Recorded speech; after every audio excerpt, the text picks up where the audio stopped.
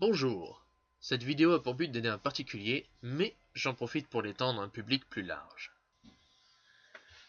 Nous allons parler de ColorScript. Non pas son histoire, si cela vous intéresse je suis sûr que d'autres sites sauront vous informer bien mieux que moi.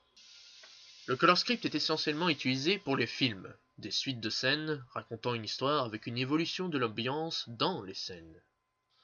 Les ambiances sont des impressions que l'on transmet au spectateur via l'utilisation des jeux de lumière et de couleurs, rappelant des situations que le spectateur a probablement déjà vécues. Par exemple, pour beaucoup de personnes, l'été est la saison où ils s'amusent le plus. Il fait beau, il fait chaud, il y a beaucoup de contrastes de couleurs allant de l'orange au bleu clair dans la roue chromatique. Si l'on reprend les couleurs d'un été à la plage, il est fort probable que le spectateur se sente comme étant en été et à la plage, au moins inconsciemment. Si je veux représenter une scène où des forces d'une violence implacable sont à l'œuvre, je ne vais pas utiliser comme référence des couleurs du cirque, mais je vais plutôt essayer de comprendre comment un volcan entre en éruption. Le jeu des lumières et des contrastes. Qu'est-ce qui inspire la violence dans le monde? Je vais aller chercher dans cette direction-là.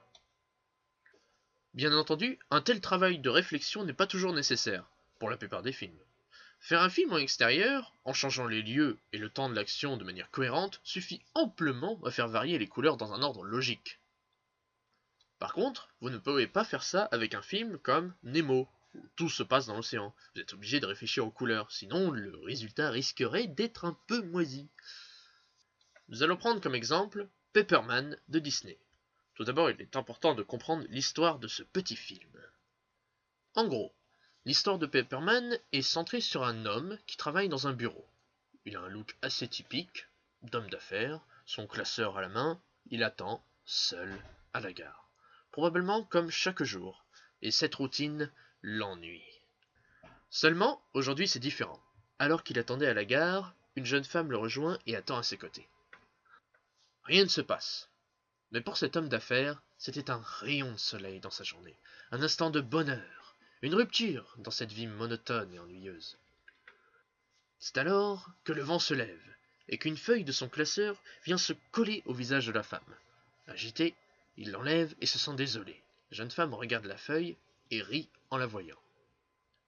Perplexe, l'homme d'affaires regarde à son tour. Le vent avait soufflé tellement fort que le rouge à lèvres de la jeune femme s'est appliqué sur la feuille. Un drôle d'accident qui rend la journée de notre homme d'affaires bien meilleure. Il rit, il est heureux. Seulement, la jeune femme prend le train qui vient d'arriver. Elle part. L'homme d'affaires reste seul sur le quai. D'ailleurs, c'est con qu'il ait raté son train. Il aurait pu être avec elle dès le début s'il avait pris ce train-là. Enfin bon. Ils se lancent chacun un dernier regard avant de retourner à leur journée respective, la routine. L'homme d'affaires arrive à son bureau. Il n'arrive pas à oublier cette jeune femme. Il travaille dans un endroit silencieux, lourd, où tout est pareil. Chaque bureau, pour chaque employé, est le même. Les employés se ressemblent tous. Lui seul est différent. Il est jeune, a encore ses cheveux, et il garde précieusement la feuille marquée du rouge à lèvres de la jeune femme. S'il reste dans cet environnement, il est fort probable qu'il finisse comme le reste des employés. Il regarde par la fenêtre et aperçoit, à sa plus grande surprise, la jeune femme qu'il a rencontrée. Elle est là, dans l'immeuble d'à côté, pour passer un entretien d'embauche sûrement. Il essaye d'attirer son attention, sans succès, puis décide de partir à sa rencontre, et, d'une étrange façon, la retrouver, poussé par la passion qu'il avait mis à fabriquer des petits avions en papier pour qu'il la voie. Et voilà, ça finit comme ça. Avec un tel scénario en tête, traduit en couleurs, on peut retenir que son travail est monotone. Donc, son environnement n'a pas beaucoup de couleurs. Les employés et son boss sont durs et froids. Donc, on va utiliser des couleurs froides pour eux. A l'inverse, cette jeune femme est telle un soleil pour lui. On va donc utiliser des couleurs chaleureuses, qui rappellent le soleil, le printemps, l'été.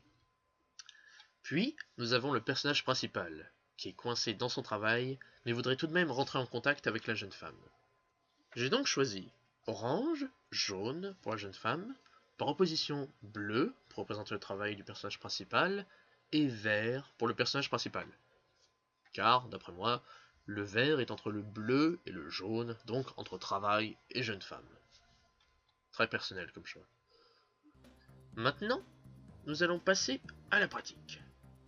Je vais utiliser GIMP 2.8, mais sachez que cette méthode de travail est applicable avec n'importe quel éditeur d'image ayant un système de calque et le choix de la couleur, comme Adobe Photoshop et bien d'autres éditeurs d'images, mais je préfère GIMP.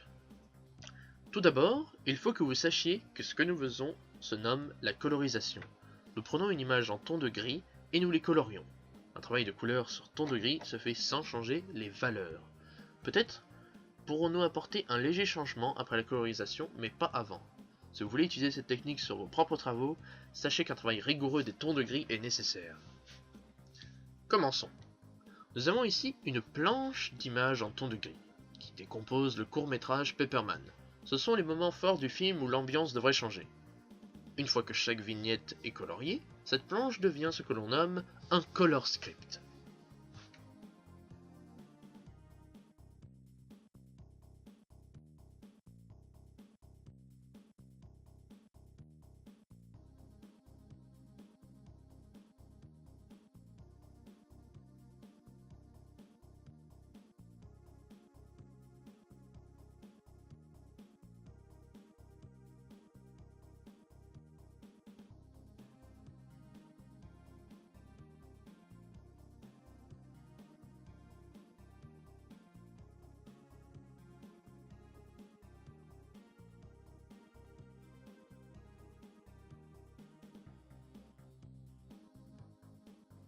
Nous allons colorier ensemble une vignette. Celle-ci. C'est le moment où l'homme d'affaires essaye d'attirer l'attention de la jeune femme depuis un autre immeuble. Pour rappel, la jeune femme est notre soleil, le bureau est un vrai enterrement, et le personnage principal est entre les deux. Le point clé de cette image est la jeune femme. L'ensemble de l'image sera donc plutôt chaud.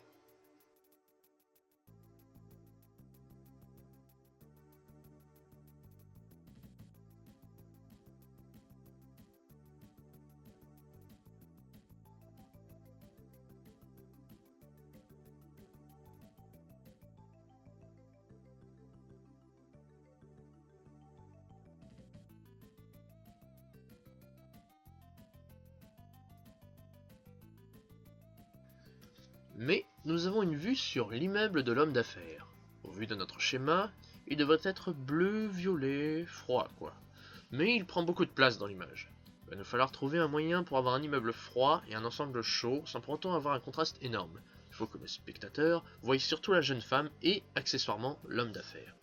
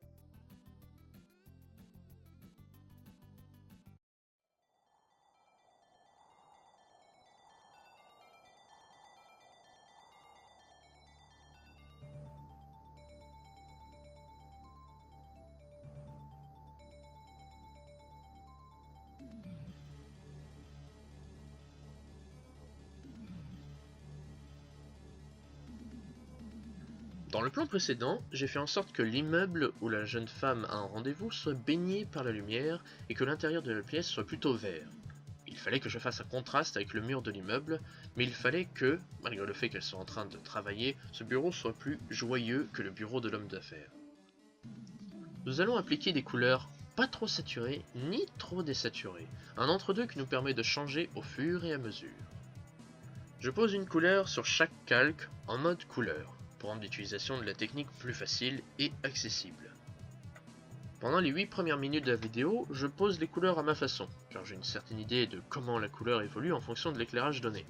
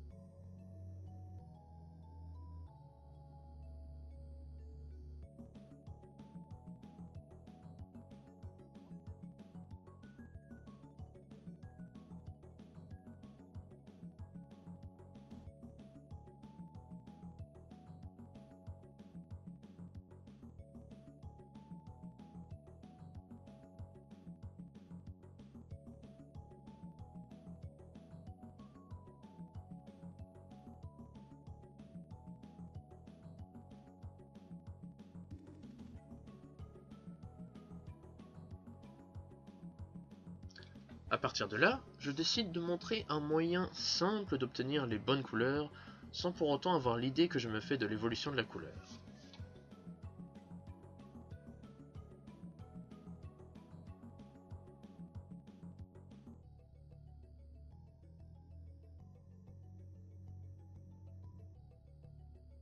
Ici, je prends du rose magenta, une couleur qui n'a rien à voir avec la scène actuelle, mais elle est tellement différente de celle-ci que je vois parfaitement où est-ce que je pose la couleur. Puis, en utilisant un outil pour changer la teinte, la saturation et la luminosité du calque, j'ajuste la teinte et la saturation pour obtenir ce que je veux. Or, je ne change pas la luminosité car, ici, nous l'avons déjà grâce au ton de gris. Ajuster la luminosité d'un calque en mode couleur ne change absolument rien.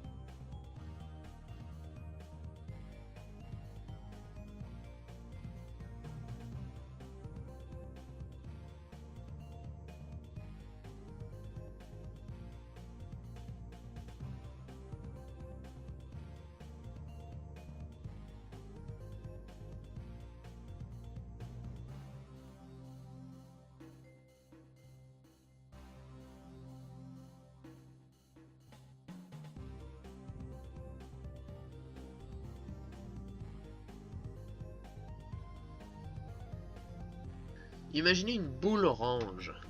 Vous la mettez à l'ombre comme la jeune femme. Sa couleur orange sera assombrie, comme ici, et en fonction de la lumière qu'elle subit, les zones éclairées auront un orange qui tendra plus vers le jaune, et aura un changement dans la saturation. Ce qui rend la colorisation intéressante, c'est vraiment cette idée de changement de teinte et changement de saturation. Vous pouvez clairement observer quels sont mes choix de teinte et de saturation et de l'endroit où je les applique en regardant la fenêtre d'outils teinte et saturation que j'utilise.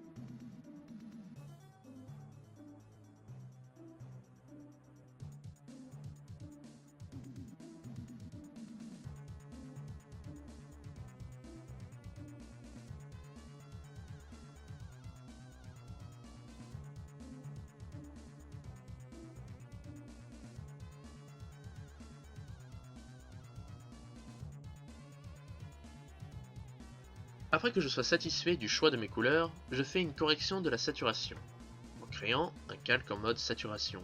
Sur ce calque, je pose une couleur blanche, qui a donc 0 de saturation. Je fais en sorte que l'immeuble de l'homme d'affaires soit moins saturé à mesure que l'on s'éloigne de sa fenêtre. Comme ça, l'attention du spectateur est plus portée sur lui, car seule sa fenêtre est différente du reste de l'immeuble.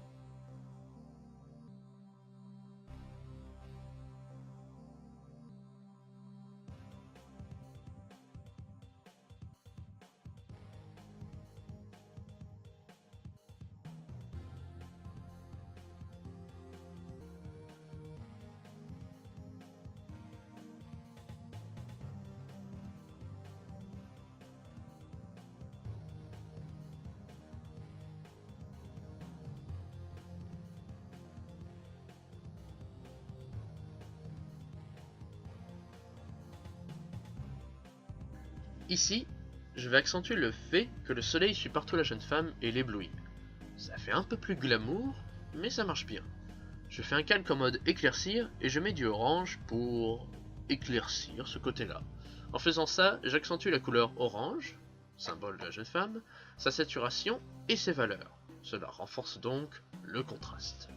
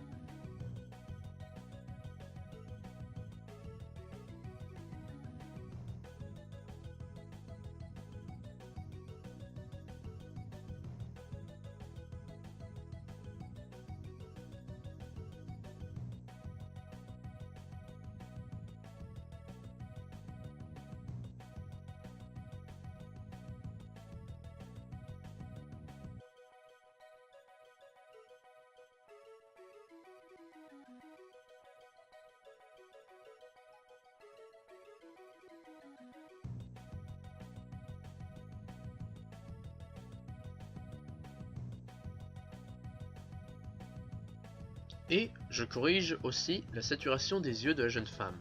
Elle ne doit pas avoir les yeux orange, et le blanc des yeux ne devrait pas être fort à l'ombre. Donc je les rends gris en les désaturant.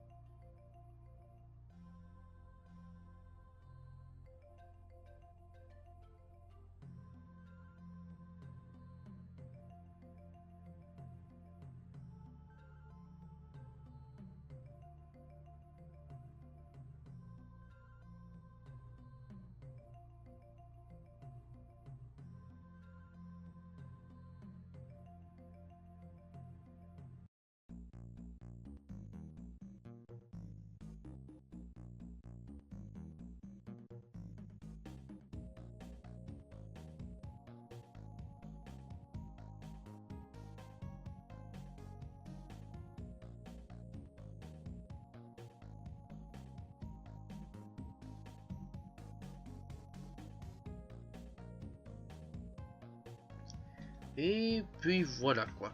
Je referai sûrement des petites vidéos comme ça. À la prochaine.